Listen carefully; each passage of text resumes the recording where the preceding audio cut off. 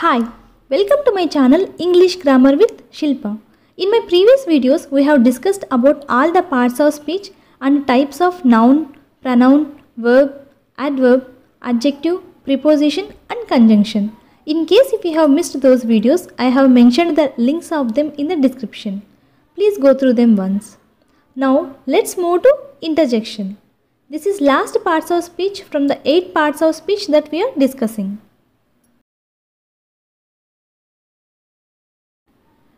Interjection. It is used to express strong emotions or feelings of a person. అంటే ఏదైనా sudden feeling of Joy, ఏదైనా చాలా సంతోషం వ్యక్తం చేసినప్పుడు ఆర్ అలానే సారోని బాధని ఎక్స్ప్రెస్ చేసినప్పుడు ఇంటర్జెక్షన్ని యూజ్ చేస్తాం. It includes wow, hurray, oops, oh, ouch. Let's see some examples. Wow, the view is amazing.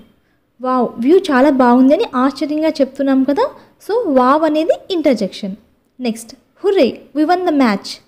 Hurray, మేము మ్యాచ్ విన్ అయ్యాము అని ఆనందంగా చెప్తున్నాం, కాబట్టి ఇక్కడ హుర్రే అనేది interjection. Let's see some interjections with explanation and examples. First one, hurray. Hurray is used to express Joy, అంటే ఆనందాన్ని వ్యక్తం చేసినప్పుడు హుర్రేని యూజ్ చేస్తాం. Example, hurray, we won the match. Next, హే.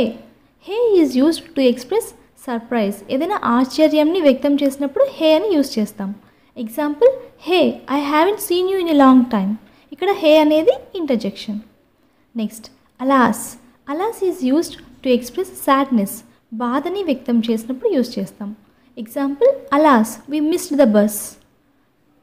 అలాస్ అనేది interjection. Next, oops. Oops is used to express mistake, ఏదైనా తప్పుని వ్యక్తం చేసినప్పుడు. Example, oops, she spilled her milk. Next, ouch. Ouch is used to express pain, ఏదైనా నొప్పిని వ్యక్తం చేయడానికి ఔచ్ యూజ్ చేస్తాం.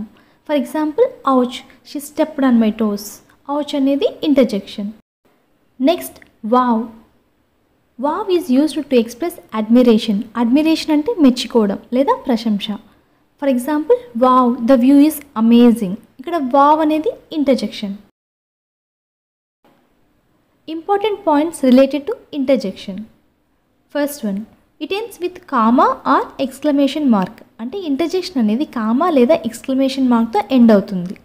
Next, interjections are not connected to rest of the sentence. Let's see one example. Oops, she spilled her milk.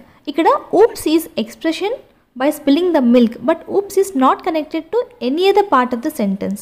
Even if we remove oops, the sentence is correct. Here, oops is just a feeling of a person to make sentence more expressive. అంటే oops అనేది just feeling of a person మాత్రమే. ఈ వర్డ్ని తీసేసిన sentence makes sense here. But కొంచెం ఎక్స్ప్రెసివ్గా చెప్పడానికి oops అనే ఇంటర్జెక్షన్ని use చేస్తాం. How and when to use interjection. When a short interjection comes at the beginning or middle of a sentence, we use comma. అంటే ఏదైనా సెంటెన్స్లో interjection అనేది బిగినింగ్లో లేదా మిడిల్లో వచ్చినప్పుడు కామాని యూజ్ చేస్తాం. Examples, A, that's what I meant. In my opinion, my gosh, this is most smartest move. Next one, when an interjection forms a sentence by itself, the interjection can be followed by a full stop, question mark or an exclamation mark. అంటే ఏదైనా సెంటెన్స్లో just interjection మాత్రమే వస్తే అప్పుడు question mark లేదా full stop లేదా exclamation mark use చేయాలి. Example, congrats. Next, in a conversation interjections are sometimes allowed to stand alone. Examples, ouch, the stove is hot. Here the ouch stands alone without a subject. This is all about interjection. Till now we have discussed about parts of speech and all the types with examples. Please let me know in the comments the topics that you want me to cover in the next coming videos. If you really like my video, please like, comment, share and subscribe to my channel English Grammar with Shilpa. Thanks for watching.